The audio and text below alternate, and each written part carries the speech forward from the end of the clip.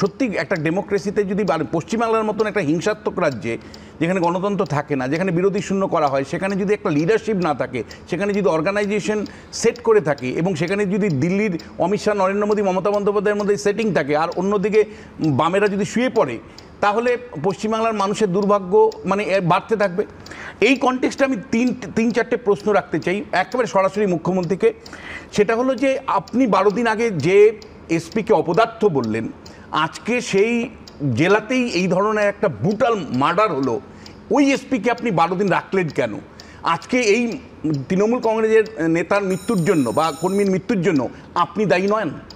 আপনি কেন প্রশাসনে একটা অপদার্থ লোককে নিজেই আইডেন্টিফাই করলেন, অ্যাসেস করলেন, তারপরে আপনি কি করে রাখলেন? তাহলে এই মৃত্যুর দায়টা আপনি কেন নেবেন না? আপনাকে কেন দায়ী করা হবে না? দ্বিতীয় যে প্রশ্নটা আরও গুরুত্বপূর্ণ প্রশ্ন, সেটা হলো যে যখন দিনের পর দিন আমরা এই কথাগুলো বলবার চেষ্টা করেছি যে বিপুল পরিমাণে টাকার বিনিময়ে আপনার দলের লোকরা কিন্তু লুট করছে কার্যত, তখন আপনি দিনের পর দিন বলেছেন যে এটা কুৎসা করবেন না, রটনা করবেন না, মিথ্যাচার করবেন না।